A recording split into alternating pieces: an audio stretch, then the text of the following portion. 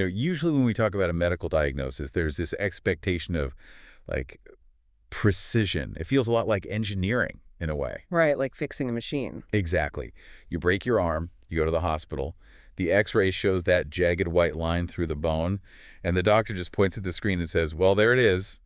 That's the problem. I mean, the analogy of the broken X-ray works to a certain point, but when we step into the world of neuropsychiatry and addiction, the machine isn't just broken. It's doing something else entirely.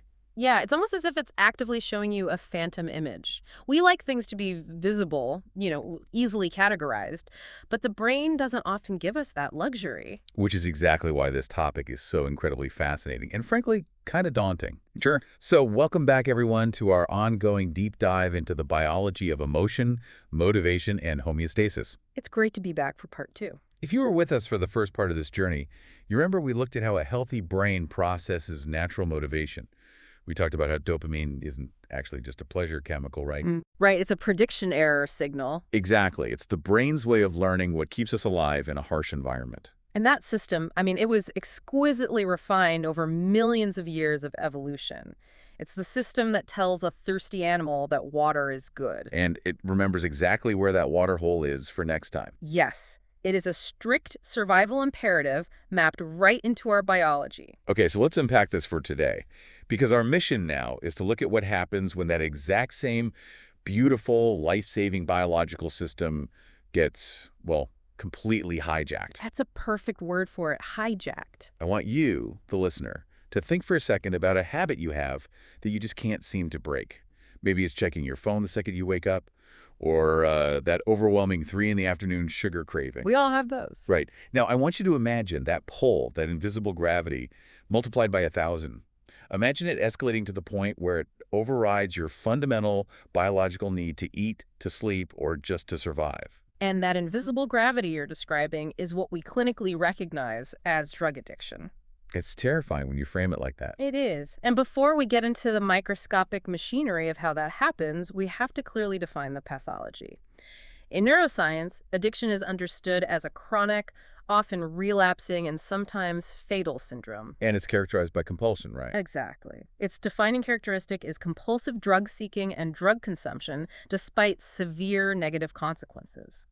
We are talking about severe medical illness, the loss of family, career loss. Basically, the destruction of one's place in society. Yes, precisely. And one of the most heartbreaking aspects of this is the awareness factor. So many people battling addiction are entirely agonizingly aware of the destruction it's causing in their lives. Right, they see the damage happening. But they simply cannot stop. The conscious mind is screaming no, but the body's behavior is just this unstoppable yes. Oh, that is the tragedy of the condition. And it points directly to that biological hijack we're going to explore. Because from a biochemical standpoint, there is a massive paradox we have to confront first. Okay, what's the paradox? Out of all the millions of chemical compounds in the universe, only a microscopic fraction cause this specific devastating behavioral syndrome. Just a tiny handful of substances. Right. And what's truly wild is that these substances, the ones we call drugs of abuse, they do not share a common chemical structure at all. So they don't look alike under a microscope. Not even slightly. If you look at them, cocaine looks absolutely nothing like heroin. Alcohol looks nothing like nicotine. They bind to entirely different initial protein targets in the brain. But they produce the exact same outcome. Exactly. They produce the exact same clinical and behavioral pathology. So if a rat ignores food to get a hit of cocaine, or a person drains their life savings for heroin, we know the behavior is hijacked. But those brains are exposed to totally different molecules. How does a single, fundamentally different molecule possess the leverage to overthrow millions of years of survival instincts? I mean, they have to be meeting up somewhere down the line, right? You do. There has to be a shared pathway. And what's fascinating here is that they do eventually converge. Okay, where do they meet? They converge on the exact survival circuitry we discussed in our first deep dive. Specifically, we are talking about the neural pathways traveling from the ventral tegmental area, the VTA. Right, the VTA, which sits deep down in the primitive midbrain. Yes.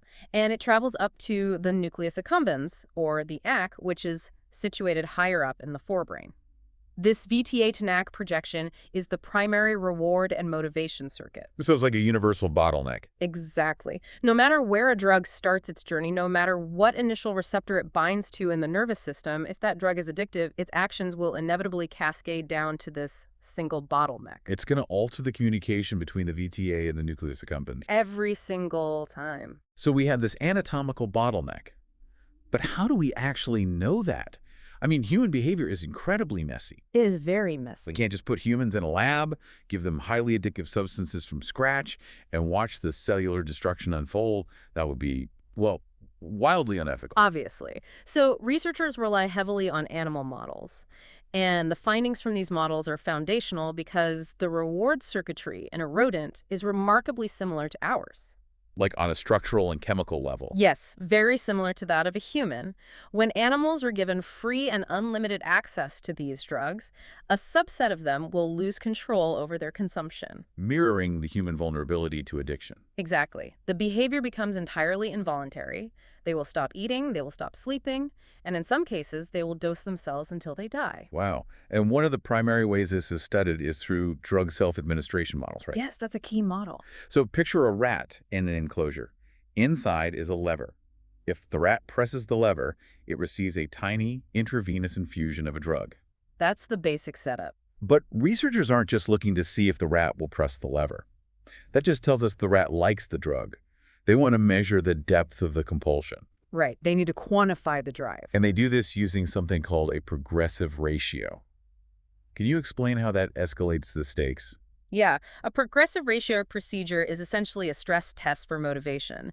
The animal has to work increasingly harder for each successive dose of the drug. So the price goes up every time. Exactly.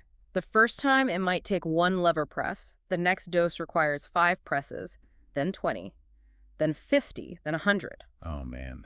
The researchers are watching to see the absolute limit of the animal's endurance. How far will it go? That exact moment when the animal finally gives up, when the physical exertion outweighs the drive. That's called the break point, right? Yes, the break point. And the numbers on these break points are just staggering. It's not like the rat presses it 10 times and gets bored. Not at all. We are talking about animals pressing a lever thousands of times for a single dose, ignoring a dish of food right next to them while they're starving. It's incredibly intense. That transcends an animal simply liking a feeling. That is a biological mandate. Exactly. And that distinction between liking and a hijacked biological mandate is vital. Furthermore, this lever-pressing model is how we study the phenomenon of relapse. Okay, how does that work? Imagine a rat that hasn't had the drug in months. The lever has been deactivated. Pressing it does absolutely nothing.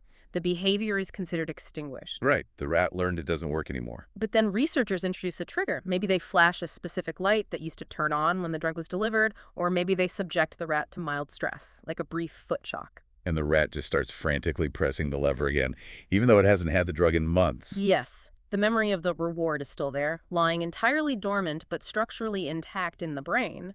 The trigger resurrects the behavior instantly. Even if no drug is actually delivered. Exactly. This mirrors the human experience of cue-induced craving or stress-induced relapse perfectly. That brings up another incredible way they study environmental triggers. Conditioned place preference. Yes, that's a very elegant model. This is where researchers aren't even requiring the animal to press a lever.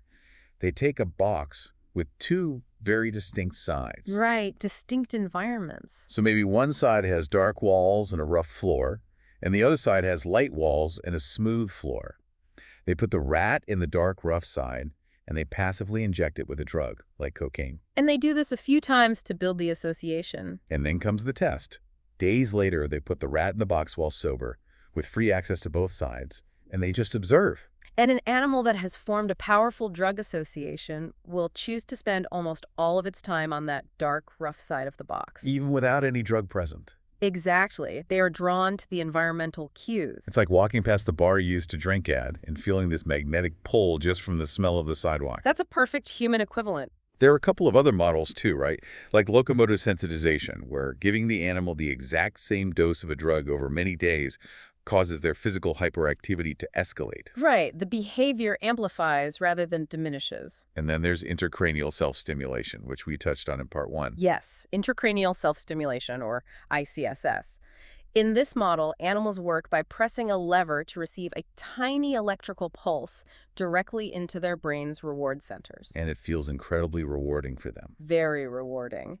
What researchers found is that when you introduce an addictive drug into the animal's system, it lowers the threshold for that electrical stimulation. Meaning the drug amplifies the rewarding effects of the electricity, so the animal doesn't have to work as hard to feel it. Exactly. The drug is artificially sensitizing the reward circuitry. But it's important to remember that all of these behavioral outputs, the lever pressing, the pacing, the amplified sensitivity— If there's symptoms. Yes, they are symptoms. To understand why this happens, we have to look beneath the behavior and examine the molecular chemistry. We have to go from the macro to the micro. Okay, let's zoom in. Here's where it gets really interesting. We mentioned earlier that these drugs look totally different structurally, and they hit completely different initial targets. They do. Let's walk through what that actually looks like, because the variety is mind-blowing. Let's start with opiates. Things like morphine, heroin, fentanyl, oxycodone. Opiates target something called the mu-opioid receptor. They act as agonists, which means they bind to the receptor and activate it. So they mimic the brain's natural endorphins. Exactly. Then you have the psychomotor stimulants like cocaine and amphetamines. They don't touch the opioid receptors at all. They go straight for the dopamine transporter. Right. And then you have cannabinoids, which target CB1 receptors, nicotine, which targets nicotinic acetylcholine receptors. And then ethyl alcohol, the alcohol we drink, which is just incredibly messy pharmacology. Very messy. It targets multiple systems, but primarily it enhances GABA receptors and inhibits NMDA-type glutamate receptors. So they are completely all over the map. Yeah. And because they hit completely different targets, their acute, immediate physical effects on the body are totally different. Vastly different. For instance, stimulants cause cardiac side effects. You get racing heart, high blood pressure, because the transporters they target are also located in the peripheral nerves that innervate the heart. Right. Meanwhile, opiates act as powerful sedatives and painkillers because their specific target receptors are heavily concentrated in the brain's sleep and pain regulation centers. So if you just looked at the immediate physical reaction of a patient in an emergency room, you'd think these drugs had nothing in common at all. You really would. But this is where the universal bottleneck comes in. Despite these vastly different starting points, all drugs of abuse eventually lead to an increase in dopaminergic neurotransmission. Specifically in the nucleus accumbens. Yes, always there. Okay, I want to make sure I understand the mechanics of this because it feels crucial. How exactly do totally different drugs end up causing the same dopamine flood? It's a great question. Can we compare, say, cocaine and opiates? How does a normal dopamine synapse work, first of all? And how do these two drugs disrupt it differently? Let's visualize a normal dopamine synapse in the nucleus accumbens. You have a transmitting neuron coming from the VTA and a receiving neuron in the A. Okay, sender and receiver. Right. When the VTA neuron fires, it releases dopamine molecules into the tiny gap between the cells, which is called the synapse. And then the dopamine binds to receptors on the receiving cell. Yes, passing along the signal, that prediction error signal we talked about. But that dopamine can't just sit there forever. The signal has to end. Otherwise, it would just be firing constantly. Exactly. So the transmitting cell has these little protein pumps on its surface called dopamine transporters. Think of them like vacuum cleaners. Oh, right. They suck the dopamine back out of the synapse, recycling it, and completely shutting off the signal. Okay, so the vacuum cleans up the dopamine to keep the signal brief and precise. Where does cocaine come in? Cocaine is essentially a chemical cork that perfectly jams those vacuum cleaners. It binds directly to the dopamine transporter and blocks it.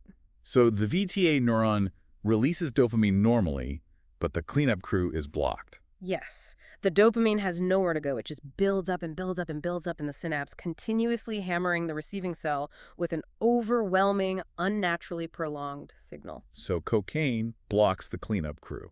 But opiates don't do that. You said opiates bind to mu-opioid receptors. Yeah. How does that lead to a dopamine flood?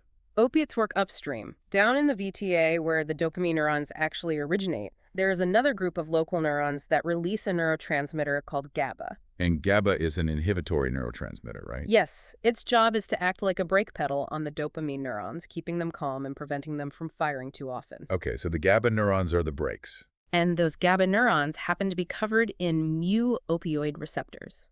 When a person takes an opiate like heroin, the drug binds to those receptors on the GABA neurons and shuts them down. Oh, wow. It silences the brakes. Exactly. We call it disinhibition. So if you silence the brakes, the dopamine neurons are suddenly free to fire completely out of control. Right. They fire rapidly, sending a massive flood of dopamine up to the nucleus accumbens. So to bring it back to your earlier point, cocaine blocks the cleanup crew at the end of the pathway. While opiates silence the brakes at the beginning of the pathway. You got it. So it's literally like different keys starting the exact same engine.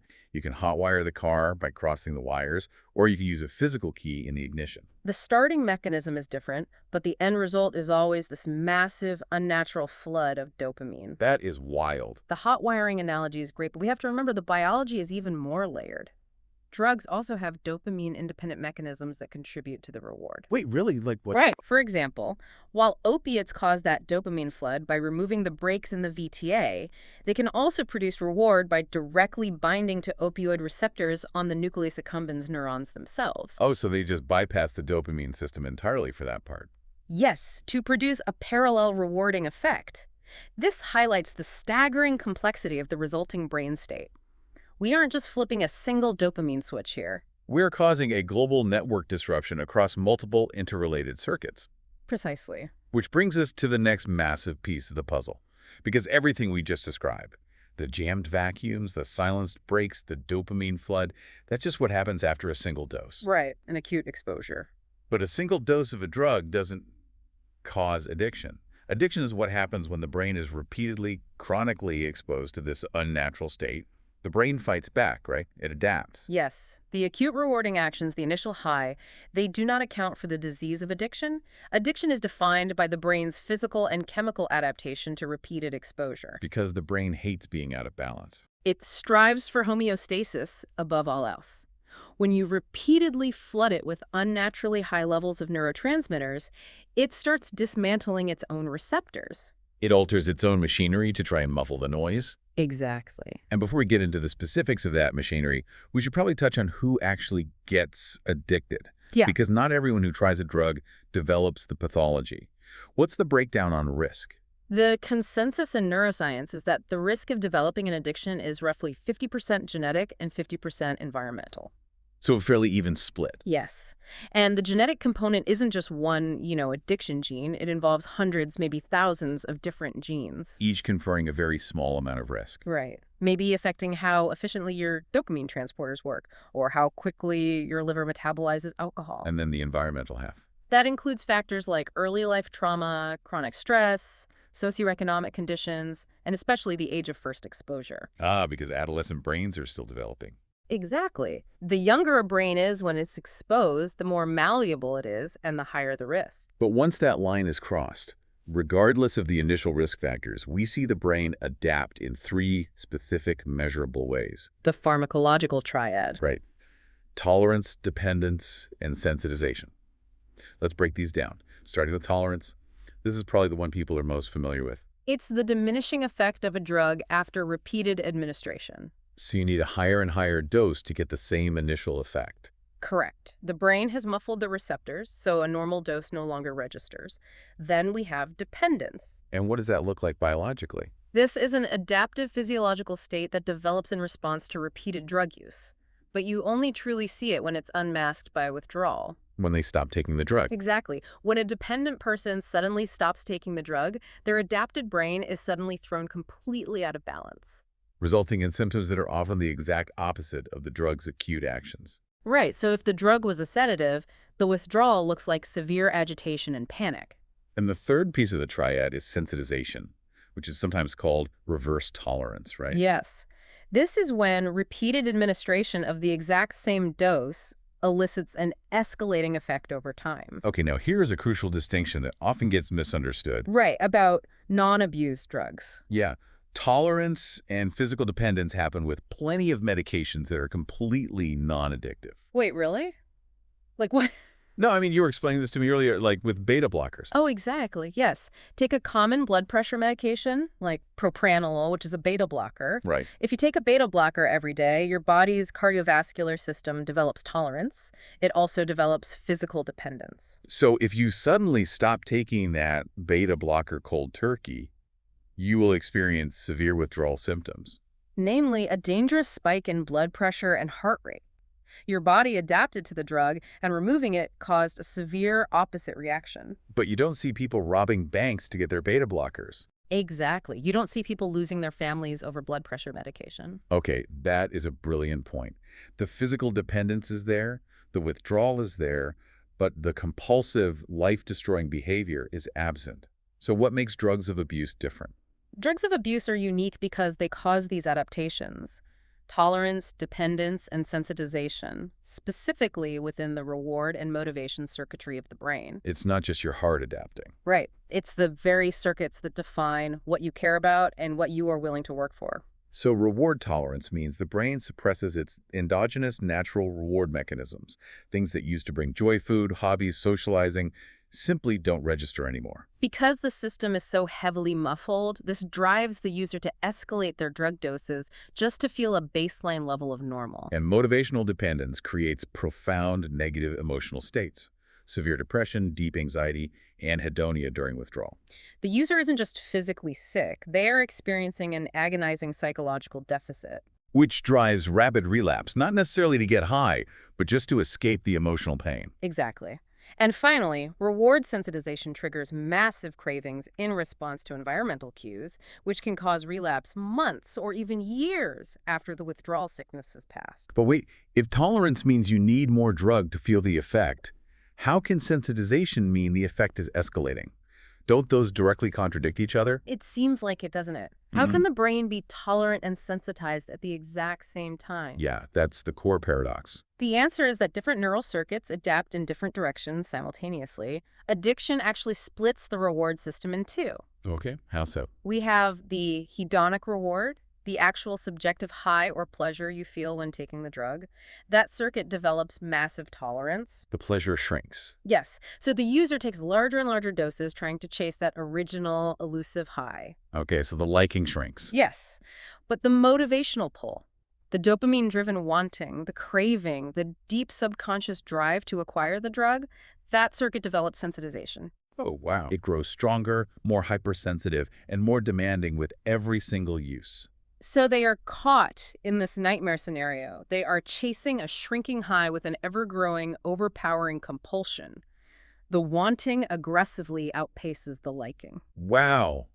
That is terrifying. The drug becomes less enjoyable, but you are willing to destroy more of your life to get it. And neuroscientists can actually see this sensitized wanting happening in the brain, right? I can. There was a landmark study using PT scans, positron emission tomography on individuals struggling with severe cocaine addiction. What did they do in the study? The researchers didn't give the subjects any drugs. They simply put them in the scanner and showed them two types of videos. First, a neutral video, maybe nature scenes or crafts. Okay. Then they showed them videos of cocaine-related cues, people preparing crack cocaine, lighting a pipe, things like that. And they asked the subjects to rate their level of craving on a scale. I can imagine just seeing the pipe would be incredibly triggering. What happened in the brain? When the subjects saw the cocaine cues and reported a spike in intense craving, the metabolic rate in specific brain areas just lit up on the scans. Like massive surges of activity. Massive. Specifically in the dorsolateral prefrontal cortex, the amygdala, and the parahippocampal gyrus. Wait, broke those down for me. What are those areas actually doing? The amygdala is our core emotion and threat detection center. The parahippocampal gyrus is deeply involved in memory encoding and retrieval. And the prefrontal cortex. The dorsolateral prefrontal cortex is involved in planning and executive function. All of these centers completely activated, syncing up with this intense craving just from seeing an object associated with the drug. So addiction isn't just about the drug itself anymore. It's about the environmental triggers that have been burned into the brain's memory systems. Exactly. The brain has learned erroneously that this visual cue predicts a massive survival-level reward. And it immediately mobilizes all of its emotional and planning resources to drive the person toward it. Precisely. The associative memory is so strong that the cue alone hijacks the system. But this raises an important question. How does this actually happen inside the cell?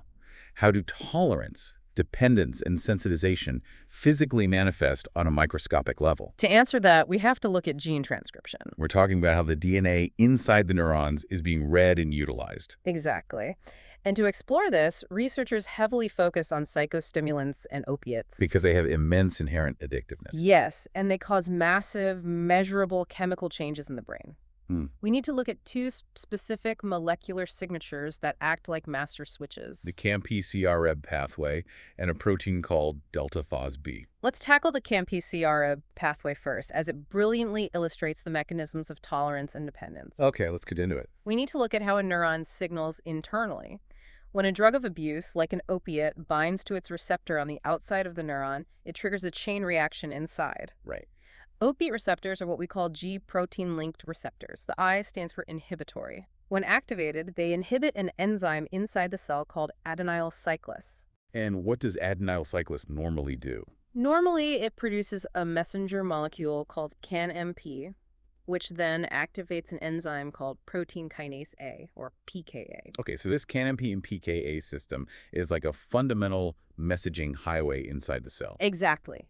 But because the opiate is inhibiting the start of the highway, the levels of CANMP and pKa plummet. Okay, so the drug is artificially suppressing the normal activity of this signaling pathway. Right.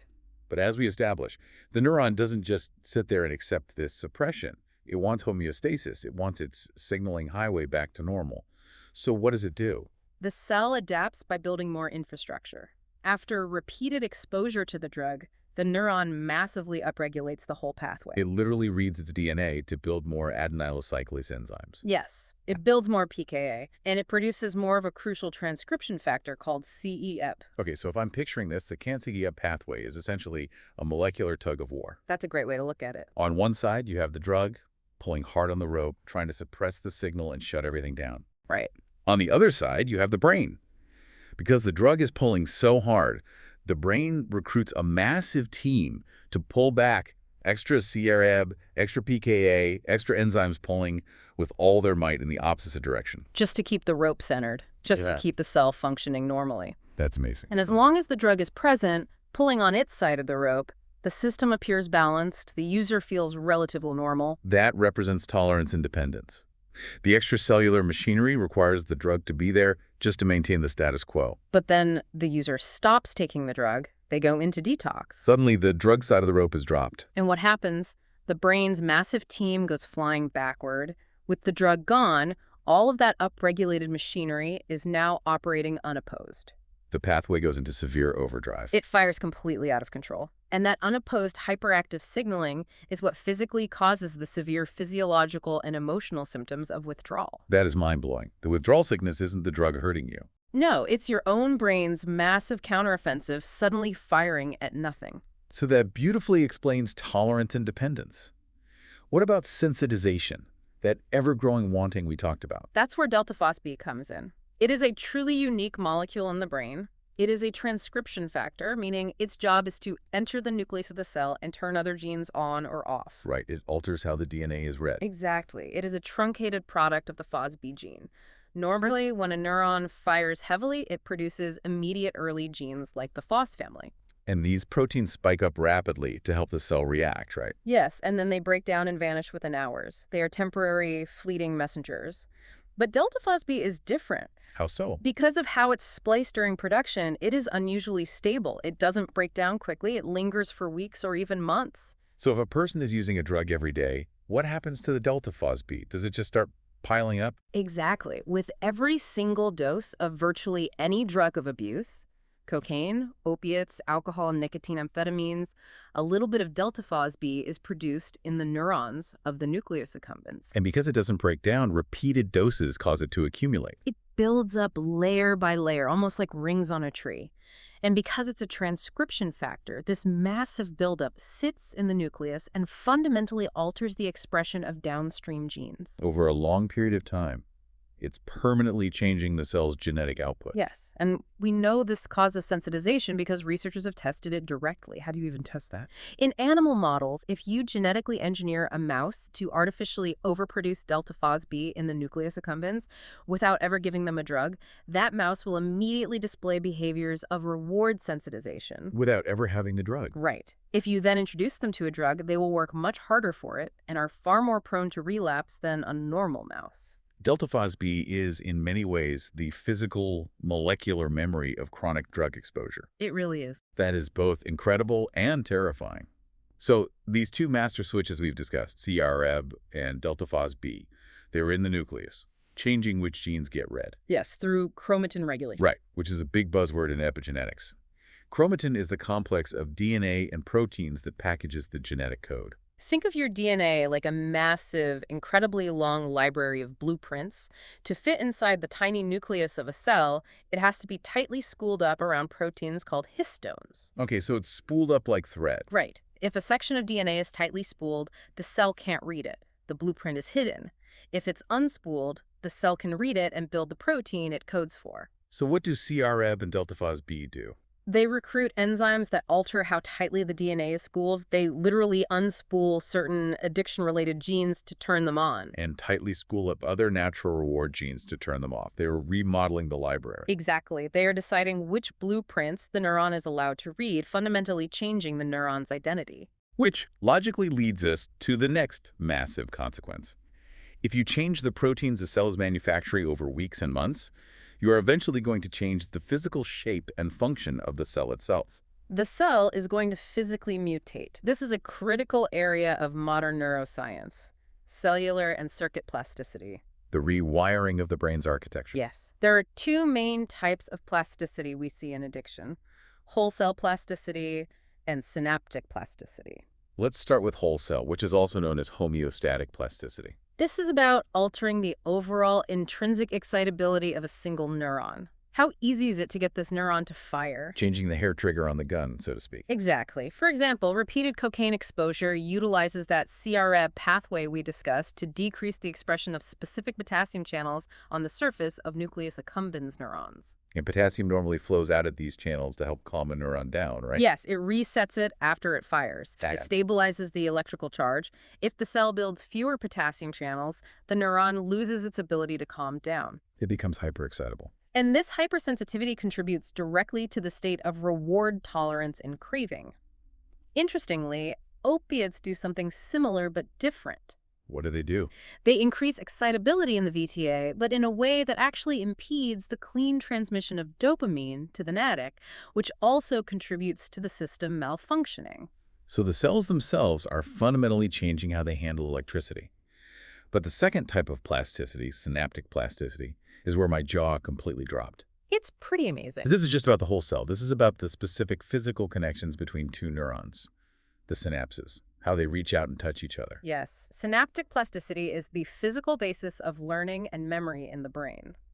We measure this through two primary phenomena. Long-term depression, or LTD, and long-term potentiation, LTP. Right. LTD is the weakening of a specific synaptic connection, and LTP is the strengthening of a connection. And in the context of addiction, what happens to these synapses is heavily dependent on how long the brain has been in withdrawal. The changes are highly time-dependent. Let's walk through that timeline because it's wild. Yeah. What happens during early withdrawal, say hours or days after the last dose of a drug like cocaine? During early withdrawal, the glutamatergic synapses, the connections bringing signals from the cortex down into the nucleus accumbens, show LTD-like changes. They weaken.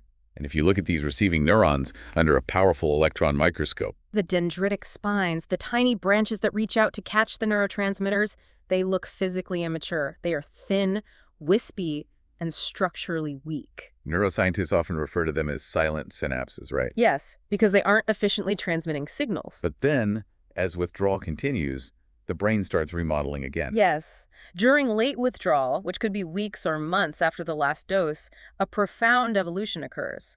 Those weakened LTD-like synapses undergo a massive shift into LTP-like changes. They strengthen dramatically. And the physical shape of the synapse completely transforms. Those thin, wispy spines grow and bulk up, turning into increased numbers of mature, mushroom-shaped spines. Mushroom spines. The imagery is vivid. And what is the significance of a mature mushroom spine? We know from studying other areas of the brain, specifically the hippocampus where we form our conscious memories, that mature mushroom-shaped spines are the physical, structural embodiment of long-term memory. So they have a massive surface area packed with receptors designed to aggressively and efficiently catch signals. Exactly. Wait, I really want to pause and emphasize what we were saying here. We are not just talking about a chemical imbalance anymore. No, we are well beyond that. We aren't just talking about a surplus of dopamine or the lack of serotonin floating around in the fluid, we are saying the brain is literally growing new, robust physical architecture. Yes, these mature mushroom spines. It's permanently locking in these maladaptive memories. The physical shape of the brain tissue changes to permanently associate the sight of a crack pipe or the smell of a bar with an overwhelming, unstoppable desire. You've hit the absolute core of the pathology. Addiction is, fundamentally, a pathological, corrupted form of learning and memory. The brain is employing the exact same structural tools it uses to learn a new language. Or to remember how to ride a bike, or to permanently remember where a dangerous predator lives. But the drug has weaponized those tools. How does the cell actually build those new spines? It must take a massive coordination of cellular machinery to build a physical structure like that. It does, and the signaling pathways are a symphony of complex biology. Glutamate and dopamine act simultaneously on the cell membrane, opening channels. And calcium ions flood into the cell. Right. Calcium acts almost like a foreman walking onto a construction site. It binds to a protein called calmodulin, which acts like the blueprint. Okay, so the foreman gets the blueprint. And this complex then activates powerful enzymes called kinases, specifically CAM-KII and CAM-KIV. Think of these kinases as the heavy machinery, the cranes and bulldozers. And pKa enters the nucleus, altering transcription. Yes. And all of this converges to produce structural proteins with names like ARC and Homer. These proteins are the literal steel beams and concrete being laid down to build the scaffolding of these new mushroom-shaped synapses. The brain is physically fortifying the addiction. It is building the prison walls. And it's not just happening at a few isolated synapses, is it? We are talking about circuit plasticity. Right. The nucleus accumbens doesn't exist in a vacuum. It is constantly receiving inputs from the prefrontal cortex for decision-making, The hippocampus for memory. the amygdala for emotion, and all of those projections are structurally altering how they speak to the reward center. It is a systemic hijacking of the entire circuit. And to make matters even more complex, it's not even just the neurons that are changing. We now know that non-neural cells in the brain, the glia, specifically astralia and microglia, are deeply involved in this process. So they actively regulate the neurotransmitters in the synapse and participate in the remodeling of the dendritic spines. The entire neighborhood is changing its architecture. The brain's survival hardware has been completely reconfigured to prioritize drug seeking above everything else. Okay, so if addiction is essentially a hijacking of the learning and memory systems, a structural rewiring based on overwhelming reward signals, this raises an incredibly fascinating question. What's that? Does it actually require an exogenous chemical? Does it require a foreign drug? What about natural addictions? It's a very natural extension of the logic, and it's heavily researched. The reward circuitry evolved specifically to motivate us to pursue natural rewards that ensure the survival of the species. Things like calorie-dense food, hydration, sex, social interaction. Right. If a highly potent chemical can hijack the system by producing an artificial reward signal, can an intensely rewarding behavior hijack it as well? The consensus is yes. We're talking about behaviors like compulsive overeating, compulsive shopping, gambling, gaming, and sex. Exactly. In certain susceptible individuals, often those with the genetic and environmental risk factors we mentioned earlier, these natural rewards can excessively activate the dopamine mechanisms. And when you look at the behavioral consequences of a severe gambling addiction, it perfectly mirrors drug addiction. It is compulsion despite severe negative consequences. Bankrupting your family, losing your home, and destroying your marriage at a casino is functionally the same behavioral output as bankrupting them for a heroin habit.